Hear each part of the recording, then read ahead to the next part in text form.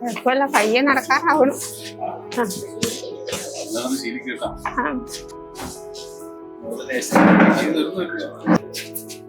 നടന്ന് ശീലിക്കണല്ലേ? അതെ അതെ, നടന്ന് ശീലിക്കണം. പയ്യെ മതി, പയ്യെ മതി. സ്വപ്നമാണോ യാഥാർത്ഥ്യമാണോ എന്നറിയാതെ സന്ധ്യ ഒരു നിമിഷം തരിച്ചു നിന്നു. മുന്നിൽ നിൽക്കുന്നത് മലയാളത്തിന്റെ പ്രിയതാരം മമ്മൂട്ടി. നിറഞ്ഞ ചിരിയോടെ അദ്ദേഹം ചോദിച്ചു, ഇപ്പോൾ എങ്ങനെയുണ്ട്? അതെ അതെ, നടന്ന് ശീലിക്കണം. പയ്യെ മതി, പയ്യെ മതി.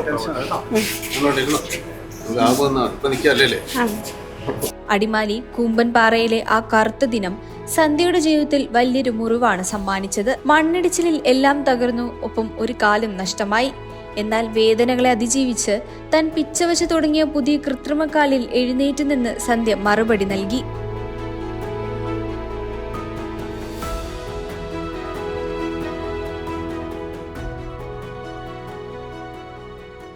പിന്നെ സന്ധ്യയുടെ കൈകൾ ചേർത്ത് പിടിച്ച് ആ വലിയ മനുഷ്യൻ നൽകിയ ആശ്വാസവാക്കുകൾ സഹോദരന്റെ കരുതൽ പോലെയായിരുന്നു. ഇനി വീടിന്റെയും സ്ഥലത്തിന്റെയും കാര്യമല്ലേ, അത് നടക്കും ഉറപ്പ്. ഈ വാക്കുകൾ സന്ധ്യയുടെ മുഖത്ത് വിരിയിച്ചത് പ്രതീക്ഷയുടെ വലിയൊരു വെളിച്ചമാണ്. കഴിഞ്ഞ ഒക്ടോബർ 25-നായിരുന്നു സന്ധ്യയുടെ ജീവിതം മാറ്റിമറിച്ച അപകടം. ചികിത്സയ്ക്കും കൃത്രിമ കാലിനും വേണ്ടി വന്ന 20 ലക്ഷത്തോളം രൂപ. എന്നാൽ മമ്മൂട്ടിയുടെ കെയർ ആൻഡ് ഷെയർ ഫൗണ്ടേഷനും രാജഗിരി ആശുപത്രിയും ചേർന്ന് ആ ഉത്തരവാദിത്തം ഏറ്റെടുത്തു. പൂർണ്ണമായും സൗജന്യമായാണ് സന്ധ്യയ്ക്ക് ചികിത്സയും കൃത്രിമ കാലും നൽകിയത്. ആശുപത്രിയിൽ ചികിത്സയിലായിരുന്നപ്പോൾ വീഡിയോ കോളിലൂടെ സന്ധ്യയെ വിളിച്ച് ആശ്വസിപ്പിച്ച മമ്മൂട്ടി തിരക്കുകൾ മാറ്റിവെച്ച് നേരിൽ കാണാനെത്തി. മണ്ണിടിച്ചിലിൽ എല്ലാം നഷ്ടമായ ആ കുടുംബത്തിന് വീടും സ്ഥലവും നൽകാനുള്ള നടപടികൾ ഉടൻ ആരംഭിക്കുമെന്ന ഉറപ്പും അദ്ദേഹം നൽകി കഴിഞ്ഞു. മമ്മൂട്ടിയുടെ സ്നേഹവും കരുണയും സന്ധ്യയെ വീണ്ടും നടത്തുകയാണ് ജീവിതത്തിലേക്കും സ്വപ്നങ്ങളിലേക്കും.